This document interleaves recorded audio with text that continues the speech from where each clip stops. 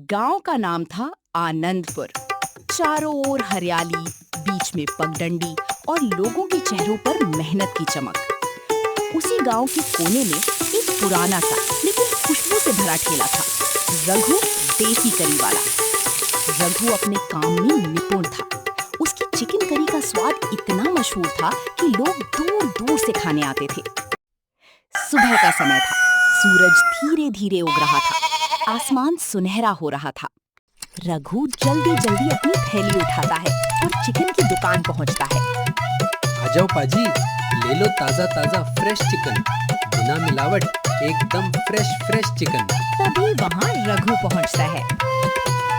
भाई 10 किलो ताजा chicken pack कर दो, जल्दी देना, ठेला लगाना है। देता हूँ भाई, पर आज से दाम बढ़ गए हैं। अरे भाई कितना रेट बढ़ा दिया यार। पहले वाला चिकन कहाँ, अब तो जेब ही कट जाती है। अरे भाई थोड़ा सा ही बढ़ाया है, अब बस 240 रुपए किलो है। ये सुन के रघु के चेहरे में चिंता साफ छलक रही थी। थोके भाई 1 किलो दे दो। रघु फिर चिकन लेकर अपनी दुकान की तरफ निकल पड़ता है। दुकान पहुंचते ही वो गर्मा गर्म चिकन बनाना शुरू कर देता है। मसालों और ताजे चिकन की खुशबू धीरे धीरे दूर दूर तक फैलने लगती है और खुशबू सूंघते ही लोगों के मुंह में पानी आने लगता है। यार लगता है आज रघु का चिकन बन के रेडी हो गया है। क्या जबरदस्त खुशबू आ रही है भाई, पूरा मोहल्ला महक गया है। अब तो बस प्लेट लेके पहुंचने का मन कर रहा है। हाँ भाई चल, आज रघु के यहाँ जम के चिकन खाते हैं। गर्मा गर्म चिकन, ऊपर से मसालेदार ग्रेवी, मजा ही आ जाएगा भाई। फिर वो दोनों हंसते बातें करते हुए रघु की दुकान की तरफ चल पड़ते हैं। जैसे जैसे वो दुकान के पास पहुंचते हैं, चिकन की लाजवाब खुशबू और तेज होने लगती है। अरे रघु भाई, हमें भी जरा गर्मा गर्म चिकन खिला दो यार। हाँ भाई बैठिए, आपकी ही दुकान है। वैसे प्लेट कितने की दी? चिकन महंगा हो गया है, मेहनत भी ज्यादा लगती है, अब 180 रुपए प्लेट पड़ेगा। क्यों भाई, क्या हुआ? पहले तो 160 रुपए प्लेट था, अचानक दाम क्यों बढ़ा दिए? चिकन महंगा हो गया है, मेहनत भी ज्यादा लगती है। मैं जानबूझकर नहीं कर रहा हूँ भाई, मैं मजबूर हूँ। अब 180 रुपए प्लेट पड़ेगा। अरे भाई इतने में तो हम मटन खा लें, इतनी महंगी चिकन करी हमें नहीं चाहिए। दोनों नाराज होकर वहाँ से चले जाते हैं। शाम तक मुश्किल से 2 प्लेट बिकती हैं। रघु ठेले के पास बैठ जाता है, आंखों में चिंता। अब क्या करूं? अगर यही हाल रहा तो ठेला बंद करना पड़ेगा। तभी एक अजनबी वहां आता है, धोती कुर्ता पहने हुए, चेहरे पर मुस्कान। ओए पाजी, खाने में क्या है जी? हाँ भाई, आओ आओ बैठो, गर्मा गर्म चिकन चावल खा के जाओ। क्या यार पाजी, कुछ मटन चावल खिलाओ। मटन नहीं है भाई, चिकन करी है, दूं क्या? चलो वही दे दो फिर, खा लेते हैं।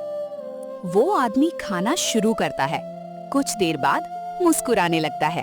भाई तुम्हारी करी में बड़ा स्वाद है, बस कमी है मटन की। आप ठीक कह रहे हो भाई, पर मैंने कभी मटन बनाया ही नहीं। तुम्हारे गांव में वैसा मटन कोई नहीं बना सकता जैसा बिहार का होता है। मसाले और तीखापन, वही असली स्वाद है। अच्छा, आप बिहार से हैं? हाँ भैया, वहीं का हूँ, और चाहो तो तुम्हें बिहार का असली मटन मसाला सिखा सकता हूँ। हाँ, पर अभी जाना होगा, फिर मिलेंगे। और वहां से वो आदमी चला जाता है। रात को रघु घर लौटता है। उसकी पत्नी सरिता परेशान बैठी होती है। सुनो जी, वो सेठ फिर आया था पैसे मांगने, हमें जल्दी कर्ज चुकाना होगा। कैसे दूं सरिता, अब तो चिकन करी भी नहीं बिक रही। अगर ये नहीं बिक रही तो कुछ नया सोचो, कुछ ऐसा जो लोगों को पसंद आए। अचानक रघु को बिहारी आदमी की बात याद आती है। सरिता, लगता है अब हमारा स्वाद बदलने वाला है। कल से कुछ नया शुरू करते हैं। अगली सुबह रघु जल्दी उठ जाता है। वो पूरे गांव में घूमता है, चौपाल, चाय की दुकान, कुएं के पास। बाबा, कल एक बिहारी आदमी आया था, लंबा, गोरा, हंसमुख। देखा कहीं? ना रे रघु, यहाँ तो ऐसा कोई नहीं दिखा। रघु निराश हो जाता है। तभी बाजार में उसे मटन की खुशबू आती है। वो आगे बढ़ता है और देखता है वही बिहारी आदमी मटन खा रहा है। अरे बिहारी भाई, मैं तुम्हें पूरे गांव में ढूंढ रहा था। अरे भाई, अब जा ही रहा था गांव से, सोचा जाते जाते थोड़ा मटन खा लूं। भाई आपने कहा था ना बिहारी मटन बनाना सिखाएंगे। उसमें कोई बड़ा राज नहीं, जैसे चिकन बनाते हो वैसे ही बनाओ। फर्क बस इतना, खड़े मसाले ज्यादा डालना, तेज पत्ता, लौंग, इलायची और मटन हमेशा सरसों के तेल में पकाना। हाँ, पर एक बात, जो बनाना दिल से बनाना, समझ गए? अगली सुबह रघु बाजार से प्याज, टमाटर, अदरक, लहसुन, गरम मसाला और सरसों का तेल खरीदता है। अरे रघु भैया, आज तो बहुत सामान ले रहे हो, क्या नया चल रहा है? अरे गीता बहन, आज से मैं दुकान में चिकन की जगह मटन बेचूंगा। दोपहर को नया बोर्ड लगता है, रघु का बिहारी मटन, असली देसी स्वाद। जैसे ही सरसों के तेल में मटन भुनना शुरू होता है, पूरे इलाके में खुशबू फैल जाती है। अरे रघु, आज खुशबू कुछ अलग लग रही है भाई। भाई ये चिकन नहीं, बिहार का स्पेशल मटन है। अच्छा, मटन का क्या दाम है? ज्यादा नहीं भैया, 260 रुपए प्लेट है। अच्छा, फिर एक प्लेट लगा दो। वो आदमी मटन खाकर बहुत खुश हो जाता है और देखते ही देखते आज उसकी 10 प्लेट बिक जाती हैं। सब कुछ सही चल रहा होता है, तभी अचानक एक गरीब आदमी रघु की दुकान पर काम मांगने आता है। भैया, बहुत दिनों से भूखा हूँ, अगर कोई काम मिल जाता या थोड़ी मदद हो जाती तो बड़ा एहसान होता। हाँ भाई, आओ बैठो, पहले थोड़ा पानी पी लो, फिर आराम से बात करते हैं। पर भैया, मुझे खाना नहीं, काम की जरूरत है, मेहनत करके कमाना चाहता हूँ। नई दुकान खोलने के बाद रघु का काम भी काफी बढ़ गया था, इसलिए वो भी मान जाता है। ऐसे ही कुछ दिन बीत जाते हैं, धंधा बहुत अच्छा चल रहा होता है। इतने में गांव के मुखिया ठेले पर आते हैं। अरे रघु, हमने सुना है तुम्हारे मटन में कुछ अलग ही स्वाद है, हमें भी थोड़ा खिलाओ। अरे मालिक, क्यों नहीं, आइए बैठिए। रघु खुशी से प्लेट परोसता है। मुखिया पहला निवाला खाते हैं, मुस्कुराते हैं, लेकिन दूसरा निवाला उठाते ही थाली में छिपकली गिरती है। अरे ये क्या, छिपकली? रघु, तू गांव वालों को ऐसी गंदी करी खिलाता है, शर्म नहीं आती? आज से तू गांव में ठेला नहीं लगाएगा। अरे क्या हो गया मुखिया जी, मैं कसम खाकर कहता हूं, मुझे नहीं पता ये कैसे हुआ। दूसरे दिन गांव में पंचायत बैठती है। हर कोई रघु को टोक रहा होता है। इतने में मुखिया कहते हैं, रघु, तुम ऐसा करोगे हम सोच भी नहीं सकते थे।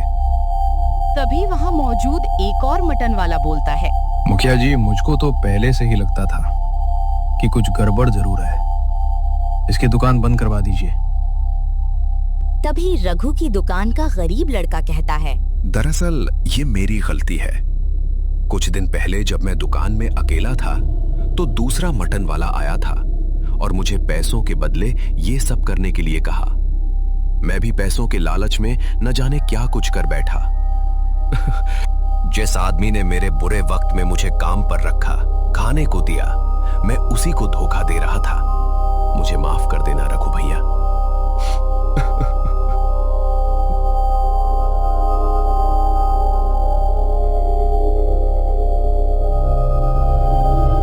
पूरा गांव उस दूसरे मटन वाले की बहुत निंदा करता है। तुम लोगों ने एक मेहनती आदमी को बदनाम किया, बहुत बड़ी गलती की है तुमने। धन्यवाद मुखिया जी, आज मेरी मेहनत जीत गई। अगले दिन रघु फिर से ठेला लगाता है। पहले से भी ज्यादा भीड़ उमड़ पड़ती है और यूं रघु बन गया गांव का मशहूर बिहारी स्पाइसी मटन वाला। मेहनत, सच्चाई और स्वाद का सच्चा उदाहरण।